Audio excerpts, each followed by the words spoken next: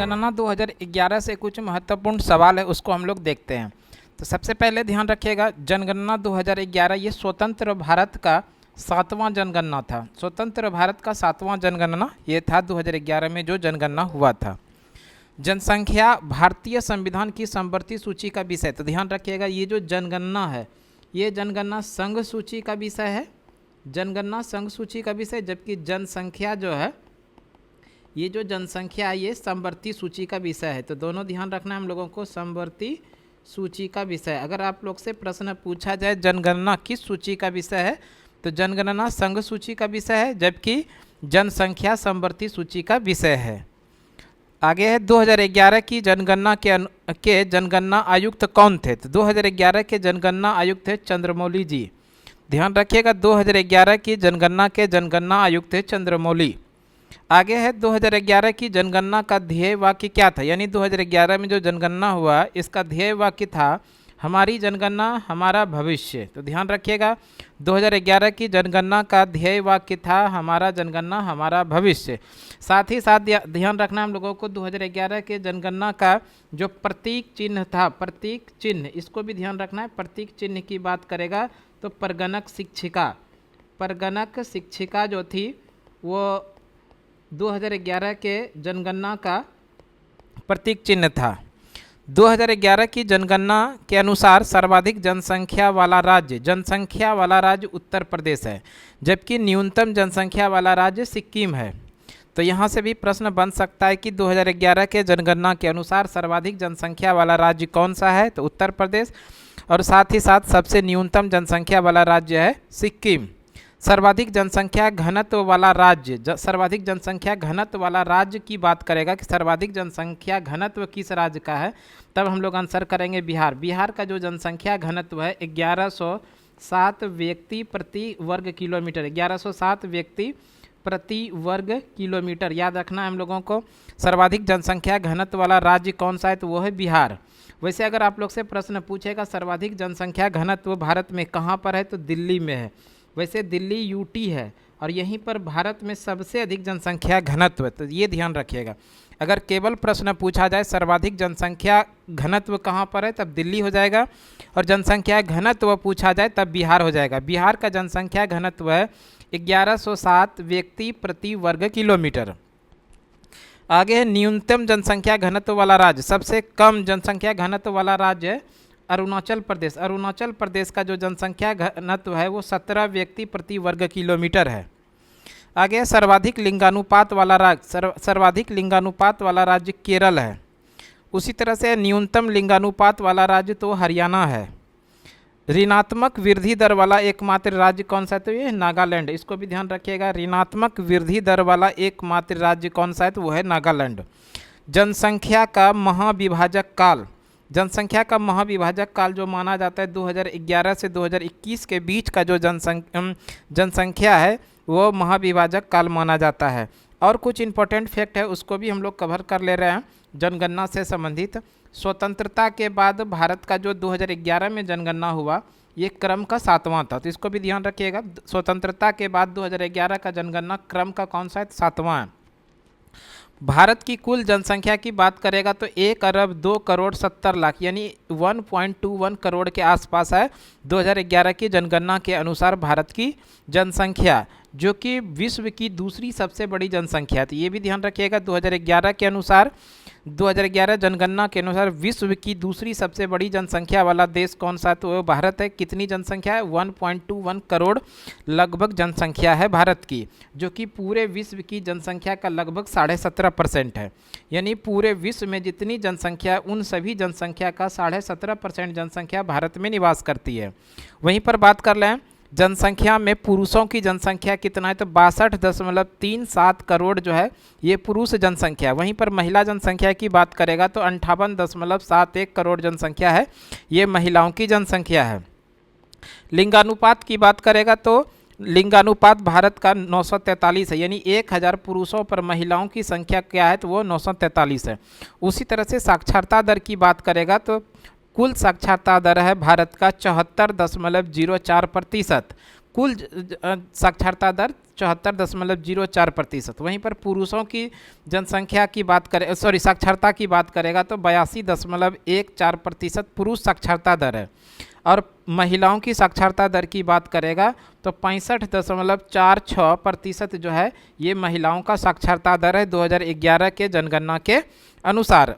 इसके अलावा है भारत में पहला जनगणना किस वर्ष हुआ था, तो वो 1872 में हुआ था, लॉर्ड मेयो के शासनकाल में।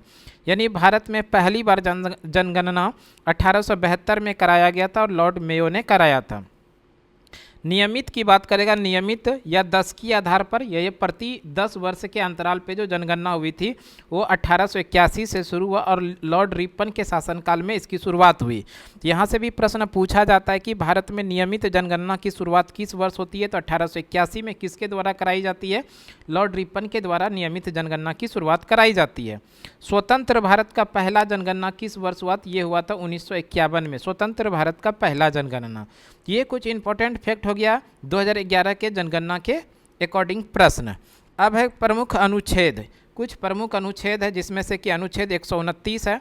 अगर अनुच्छेद 129 की बात किया जाए तो अनुच्छेद 129 में उच्च न्यायालय का अभिलेख न्यायालय होगा, नहीं उच्चतम न्यायालय का जो अभिलेख होता है वो न्यायालय होता है, ये अनुच्छेद 129 के अंदर। उसी तरह अनुच्छेद 143 की बात करेगा तो उच्चतम न्यायालय से परामर्श करने की राष्ट्रपति को शक्ति, यानी राष्ट्रपति जो है उच्चतम न्यायालय यानी सुप्रीम कोर्ट से परामर्श ले सकता है। किस अनुच्छेद के अंदर, तो अनुच्छेद 143। ये इंपॉर्टेंट है, जरूर ध्यान रखिएगा।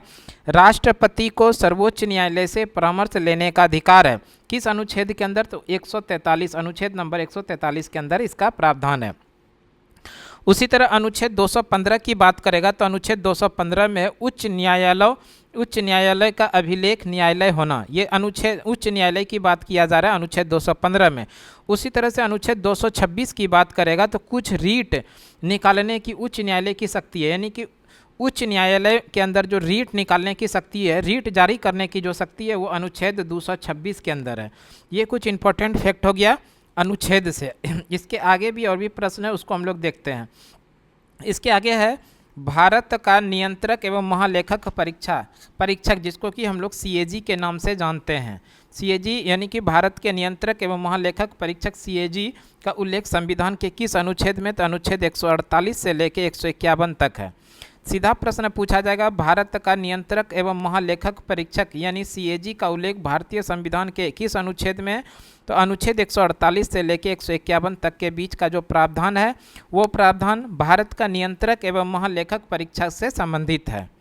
अगर बात कर ले हम लोग भारत का नियंत्रक एवं महालेखक परीक्षक का कार्यकाल कितने वर्ष का होता है, तो 65 वर्ष या 6 वर्ष, इनमें से जो भी पहले आए उसी के अकॉर्डिंग इसके रिटायरमेंट की आयु होती है। भारत का नियंत्रक महालेखक परीक्षक कार्यकाल 6 वर्ष या 65 वर्ष इनके अकॉर्डिंग होगा। CAG का वेतन संचित निधि द्वारा दिया जाता है। ध्यान रखना है कि CAG को जो वेतन दिया जाता है वो किस निधि के द्वारा दिया जाता है, संचित निधि के द्वारा दिया जाता है। संचित निधि का उल्लेख भारत के संविधान के अनुच्छेद 266 में है। बढ़िया है प्रश्न, जरूर ध्यान रखिएगा। संचित निधि का प्रावधान भारतीय संविधान का अनुच्छेद 266 के अंदर है। तो ये बढ़िया प्रश्न है, जरूर ध्यान रखिएगा। भारतीय संविधान के अनुसार संचित निधि का प्रावधान किस अनुच्छेद में है, तो अनुच्छेद 266 में है। उसी तरह से है मुख्य चुनाव आयुक्त। मुख्य चुनाव आयुक्त का कार्यकाल होता है 6 वर्ष या 65 वर्ष, इसी के अकॉर्डिंग इनके रिटायरमेंट की आयु होती है। अगर हम लोग बात कर ले वर्तमान समय में भारत के मुख्य चुनाव आयुक्त कौन है, तो वो हैं 26वें क्रम के और कौन है, ज्ञानेश कुमार। ध्यान रखना है वर्तमान समय में भारत के मुख्य चुनाव आयुक्त कौन है, ज्ञानेश कुमार। वैसे अगर बात किया जाए पहले चुनाव आयुक्त कौन थे, स्वतंत्र भारत के पहले चुनाव आयुक्त जो थे वो थे सुकुमार सेन। स्वतंत्र भारत के पहले चुनाव आयुक्त थे सुकुमार सेन और वर्तमान समय में यानी 26वें क्रम के जो मुख्य चुनाव आयुक्त हैं वो ज्ञानेश कुमार हैं। और चुनाव आयुक्त का कार्यकाल होता है 6 वर्ष या 65 वर्ष, इसके अकॉर्डिंग जो भी पहले आए वो रिटायरमेंट की आयु होती है। आगे है महान्यवादी का कार्यकाल राष्ट्रपति के प्रसाद पर्यंत होता है। महान्यवादी का जो कार्यकाल होता है राष्ट्रपति के प्रसाद पर्यंत होता है। उसी तरह से महाधिवक्ता का कार्यकाल राज्यपाल के प्रसाद पर्यंत होता है। महाधिवक्ता राज्य के अंदर होता है और महान्यायवादी जो होते हैं वो देश के अंदर होता है। और ये सरकार की तरफ से सबसे बड़े वकील का काम करते हैं, कौन? महान्यायवादी। उसी तरह महाधिवक्ता जो होते हैं वो राज्य सरकार का सबसे बड़ा वकील के रूप में काम करते हैं, कौन? महाधिवक्ता। और ये महाधिवक्ता का कार्यकाल जो होता है वो राज्यपाल के प्रसाद पर्यंत होता है। आगे, राज्यसभा के सदस्यों का कार्यकाल 6 वर्षों का होता है। ध्यान रखिएगा, राज्यसभा के जो सदस्य होंगे उनका कार्यकाल 6 वर्षों का। राज्यसभा एक अस्थाई सदन हो, ये कभी भी भंग नहीं होता है, इसको भी ध्यान रख लीजिएगा। राज्यसभा एक अस्थाई सदन है। राज्यसभा क्या है? एक अस्थाई सदन है, यह कभी भी भंग नहीं होता है। राज्यसभा उच्च सदन होता है। संसद का उच्च सदन जो होता है, उच्च सदन यानी ऊपरी सदन जो होता है वो राज्यसभा होता है। राज्यसभा अस्थाई सदन है। राज्यसभा के सदस्यों का कार्यकाल 6 वर्षों का होता है। उसी तरह अगर बात किया जाए लोकसभा के सदस्यों का कार्यकाल, तो 5 वर्षों का लोकसभा का कार्यकाल होता है। लोकसभा सदस्यों का कार्यकाल 5 वर्षों का। पहला लोकसभा का गठन जो हुआ था वो 1951-52 में पहला लोकसभा चुना हुआ था, इसी के बाद से लोकसभा का गठन हुआ था। अब है कुछ प्रमुख जल संधियाँ, और इस जल संधिया में प्रमुख रूप से पहला जो है वो है जिब्राल्टर जल संधि। यह जल संधि भूमध्य सागर को अटलांटिक महासागर जोड़ती है। तो यहाँ से भी प्रश्न आएगा कि भूमध्य सागर को अटलांटिक महासागर से जोड़ने वाली जल संधि कौन सी है? तो वह है जिब्राल्टर जल संधि। और इस जिब्राल्टर जल संधि को भूमध्य सागर का प्रवेश द्वार भी कहा जाता है। तो ये भी बढ़िया प्रश्न है, भूमध्य सागर का प्रवेश द्वार किसे कहा जाता है? तो जिब्राल्टर जल संधि को कहा जाता है। जिब्राल्टर जल संधि किसको किसको जोड़ती है? भूमध्य सागर को अटलांटिक महासागर को जोड़ती है। आगे है बाब उल मंदेब जल संधि। बाब अल मंदेब जल संधि, यह जल संधि लाल सागर को अदन की खाड़ी से जोड़ती है। इस जल संधि को आंसुओं का द्वार कहा जाता है। यानी कि बाब अल मंदेब जल संधि जो है ये किसको किसको जोड़ती है? लाल सागर को जोड़ती है अदन की खाड़ी से। और बाब अल मंदेब जल संधि को आंसुओं का द्वार भी कहा जाता है। सुएज नहर की बात करें, सुएज नहर ये लाल सागर, सुएज नहर ये भूमध्य सागर को लाल सागर से जोड़ती है। सुएज नहर किसको किसको जोड़ती है? भूमध्य सागर को लाल सागर से जोड़ती है। और इसका जो निर्माण हुआ यानी कि आम पब्लिक के लिए खोला गया 1869 ईस्वी में, ये आम पब्लिक के लिए खोला गया था सुएज नहर। किसको किसको जोड़ती है? भूमध्य सागर को लाल सागर से जोड़ती है। और सुएज नहर जो है यह नहर मिस्र देश के अधीन है। किस देश के अधीन है? मिस्र देश के अधीन है, इसलिए इसको मिस्र वासियों का वरदान कहा जाता है सुएज नहर को। मिस्र वासियों को वरदान किसको कहा जाता है? किस नहर को? तो वो सुएज नहर को। आगे है लाल हरा व नीला प्राथमिक रंग। तो यहाँ से भी प्रश्न बनता है लाल हरा नीला कौन सी रंग है? तो वो प्राथमिक रंग। यहाँ से ऐसा प्रश्न पूछा जाता है प्राथमिक रंग में कौन कौन से शामिल होते हैं? लाल रंग, हरा रंग और नीला रंग, ये तीनों रंग जब संयुक्त रूप से एक साथ उच्चारण करते हैं तो ये कहलाता है प्राथमिक रंग। और इन तीनों रंगों को मिलने से सफ़ेद रंग बनता है। तो इसको भी ध्यान रखिएगा, सफ़ेद रंग जो बनता है प्राथमिक रंगों को आपस में मिलाने से, यानी लाल हरा और नीला को जब मिलाएंगे तो वो सफ़ेद रंग बनेगा। अब है समस्थानिक, उसी में है चट्टानों की आयु ज्ञात करने के लिए यूरेनियम 235 समस्थानिक का प्रयोग किया जाता है। चट्टानों की आयु ज्ञात करने के लिए किसका प्रयोग किया जाता है? यूरेनियम 235 समस्थानिक का प्रयोग किया जाता है। आगे है थायराइड कैंसर के लिए आयोडीन 131 समस्थानिक का प्रयोग किया जाता है। थायराइडिक कैंसर के लिए किसका प्रयोग किया जाता है? आयोडीन 131। रक्त कैंसर के लिए कोबाल्ट 60 का प्रयोग किया जाता है। रक्त कैंसर के लिए किसका प्रयोग करते हैं? तो वो कोबाल्ट 60 का। आगे है जीवाश्मों की आयु ज्ञात करने के लिए कार्बन 14 का उपयोग किया जाता है। जीवाश्म की आयु ज्ञात करने के लिए किसका प्रयोग किया जाता है? कार्बन 14। और ये कार्बन 14 की बात करें, इसका खोज अमेरिका के एक वैज्ञानिक है जिनका नाम है वी.एस. लिविदेव। अमेरिका के वैज्ञानिक जिनका नाम है वी.एस. लिविदेव। वी.एस. लिविदेव, इसी के द्वारा खोज किया गया है कि यानी कि आयु निर्धारण करने की वैज्ञानिक पद्धति, आयु निर्धारण करने की वैज्ञानिक पद्धति उसी को कार्बन 14 के नाम से जानते हैं, जिसका खोज अमेरिका के वैज्ञानिक है जिसका नाम है वी.एस. लिविदेव। कब किया था? तो 1946 में इसका खोज किया था। यानी कि ध्यान रखना है हम लोगों को, किसी भी पुराने वस्तुओं का यानी जीवाश्मों की आयु ज्ञात करने का हाँ, जो है ना वैज्ञानिक पद्धति है उसी को क्या बोलते हैं, कार्बन 14 कहते हैं। और इस कार्बन 14 का जो खोज किया है अमेरिका के एक वैज्ञानिक है जिनका नाम है वीएस लीबीदेव। इसी ने 1946 में कार्बन 14 का खोज किया था। अब है पलायन वेग। पलायन वेग की बात करें तो वह न्यूनतम वेग जिससे कोई वस्तु पृथ्वी के गुरुत्वाकर्षण से बाहर निकल जाए या वापस पृथ्वी पर न गिरे, पलायन वेग कहलाता है। इसको ध्यान रखिएगा, पृथ्वी के लिए जो पलायन वेग का मान होता है 11.2 किलोमीटर प्रति सेकंड। ये प्रश्न एग्जाम में पूछा गया है। पृथ्वी के लिए पलायन वेग का मान कितना होता है, तो 11.2 किलोमीटर प्रति सेकंड होता है। उसी तरह से चंद्रमा की सतह से पलायन वेग का जो मान होता है वो 2.4 होता है किलोमीटर प्रति सेकंड। तो ध्यान रखिएगा, पृथ्वी के लिए 11.2 किलोमीटर प्रति सेकंड और चंद्रमा के लिए 2.4 किलोमीटर प्रति सेकंड होता है ये पलायन वेग का मान। अब है एक्वारेजिया। एक्वारेजिया में हाइड्रोक्लोरिक अम्ल और नाइट्रिक अम्ल पाया जाता है। एक्वारेजिया में क्या क्या पाया जाता है, हाइड्रोक्लोरिक अम्ल पाया जाता है और नाइट्रिक अम्ल पाया जाता है। हाइड्रोक्लोरिक अम्ल वो नाइट्रिक अम्ल का अनुपात की बात करेगा तो 3:1 होता है, यानी 3:1। यानी एक्वारेजिया में हाइड्रोक्लोरिक अम्ल कितना, 3 भाग होता है और नाइट्रिक अम्ल कितना होता है, तो 1 भाग होता है। एक्वारेजिया का काम होता है सोने के शुद्धिकरण के लिए किया जाता है, यानी एक्वारेजिया का जो कार्य होता है वो सोने के शुद्धिकरण के लिए किया जाता है। अब है सल्फ्यूरिक अम्ल, वो नाइट्रिक अम्ल से मिलने से अम्लीय वर्षा होती है। सल्फ्यूरिक अम्ल वो नाइट्रिक अम्ल मिलने से क्या होती है, अम्लीय वर्षा होती है। अम्लीय वर्षा को इमारतों का कुष्ठ रोग भी कहा जाता है। ध्यान रखिएगा, अम्लीय वर्षा को क्या कहा जाता है, इमारतों का कुष्ठ रोग कहा जाता है। अम्लीय वर्षा का पीएच मान 5.4 होता है, यानी 5.4 होता है। ध्यान रखिएगा, अम्लीय वर्षा का पीएच मान कितना होता है, 5.4। पीएच मान जो होता है, ये पीएच मान का जो खोज किया है वो खोज किया है सोरेनसन ने। इसको भी ध्यान रखिएगा, पीएच स्केल का जो खोज किया है वो सोरेनसन ने इसका खोज किया है। अब है सुपर कंप्यूटर। सुपर कंप्यूटर की बात किया जाए तो भारत में सुपर कंप्यूटर के जनक डॉक्टर विजय भटकर हैं। ये बढ़िया प्रश्न है, जरूर ध्यान रखिएगा। भारत में सुपर कंप्यूटर के जनक कौन है, डॉक्टर विजय भटकर हैं। भारत का पहला सुपर कंप्यूटर परम 8000 है था, जिसे वर्ष 1991 में विकसित किया गया था। यानी भारत का पहला सुपर कंप्यूटर कौन सा था, परम 8000, जिसको किस वर्ष बनाया गया था, 1991 में बनाया गया था। भारत में सबसे तेज सुपर कंप्यूटर एरावत है। भारत में जो सबसे तेज सुपर कंप्यूटर उसका क्या नाम है, एरावत।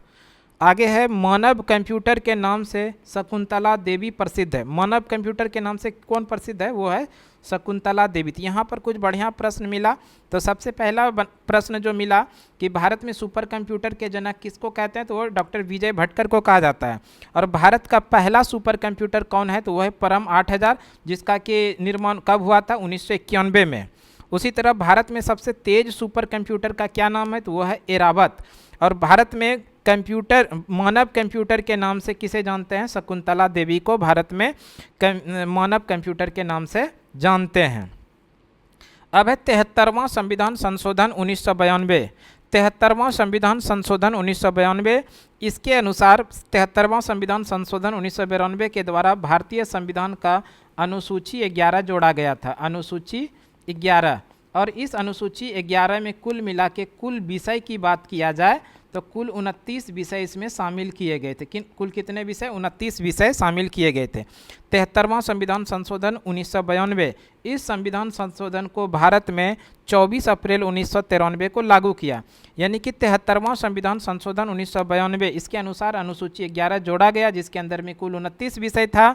लेकिन ये जो 73वां संविधान संशोधन 1992 हुआ, इसको लागू किया गया 24 अप्रैल 1993 को। 24 अप्रैल को प्रत्येक वर्ष भारत में पंचायती राज दिवस मनाया जाता है। पंचायती राज दिवस मनाया जाता है, ध्यान रखिएगा, पंचायती राज दिवस मनाया जाता है, क्योंकि अनुसूची 11 के अंदर में पंचायती राज का प्रावधान को जोड़ा गया था। इस संविधान के द्वारा अनुसूची 11 जोड़ा गया, यह पंचायती राज से संबंधित है, जिसमें 29 विषय है। साथ ही साथ 24 अप्रैल को पंचायती राज दिवस मनाया जाता है। इस संविधान संशोधन के द्वारा भाग 9 जोड़ा गया, यानी कि अनुसूची ये जो है 73वां संविधान संशोधन के द्वारा भाग 9 के अंदर इसको रखा गया। आगे है, इस संविधान संशोधन के द्वारा त्रिस्तरीय पंचायती राज व्यवस्था को भारत में संवैधानिक दर्जा दिया गया। त्रिस्तरीय की बात करेगा भारत में तो त्रिस्तरीय सबसे जो निचली स्तर होता है वो ग्राम होता है, ग्राम के बाद प्रखंड होता है और प्रखंड के बाद जो होता है वो जिला होता है। तो इस तरह से ये त्रिस्तरीय ग्राम पंचायत है। सबसे निचली स्तर का ग्राम हो गया, दूसरा हो गया प्रखंड और तीसरा हो गया जिला। तो ये त्रिस्तरीय ग्राम पंचायत को संवैधानिक दर्जा जो दिया गया 73वां संविधान संशोधन 1992 को। और त्रिस्तरीय ग्राम पंचायत का जो प्रावधान है, इसका जो देन है किस समिति के सिफारिश पर, तो इसको भी ध्यान रखिएगा, बलवंत राय मेहता समिति, बलवंत राय मेहता समिति, बलवंत राय मेहता समिति के सिफारिश पर इसको भारतीय संविधान के अंदर संवैधानिक दर्जा दिया गया था। आगे है, राज्यों के विधानमंडल में राज्यपाल, विधानसभा और विधान परिषद अवस्थित है, जिसका उल्लेख अनुच्छेद 168 में है। राज्यों के विधानमंडल में कौन कौन, राज्यपाल, विधानसभा और विधान परिषद अवस्थित है, जिसका उल्लेख भारतीय संविधान के अनुच्छेद 168 में स्थित है। वैसे अगर हम लोग बात कर लें, भारत के 6 ऐसे राज्य हैं जो द्विसदनीय हैं। द्विसदनीय का मतलब होता है उस राज्य के अंदर में विधानसभा के साथ साथ में विधान परिषद भी है, उसी राज्य को हम लोग बोलते हैं द्विसदनीय। और ये भारत में 6 ऐसे राज्य हैं जो द्विसदनीय। कौन कौन, तो तेलंगाना है, तेलंगाना का ही पड़ोसी है आंध्र प्रदेश, और ये कर्नाटक है, कर्नाटक का पड़ोसी है महाराष्ट्र, और बिहार है, बिहार का पड़ोसी है उत्तर प्रदेश। तो ये 6 ऐसे राज्य हैं जहाँ की द्विसदनीय राज्य है, यानी कि विधानसभा के साथ साथ में वहाँ पर विधान परिषद भी है। आगे है, खान अब्दुल गफ्फार खान, जिसको कि हम लोग सीमांत गांधी के नाम से जानते हैं। यानी खान अब्दुल गफ्फार खान, सीमांत गांधी ने लाल कुर्ती दल यानी खुदाई खिदमतकार की स्थापना किया था। तो यहाँ से प्रश्न पूछा जाता है, सीमांत गांधी के नाम से किनको जाना जाता है, तो वह है खान अब्दुल गफ्फार खान। इसी ने किस दल का गठन किया था, लाल कुर्ती दल, लाल कुर्ती दल का गठन किया गया था। आगे है, सुभाष चंद्र बोस ने 1939 में फॉरवर्ड ब्लॉक की स्थापना की थी। सुभाष चंद्र बोस ने फॉरवर्ड ब्लॉक की स्थापना कब की थी, 1939 में।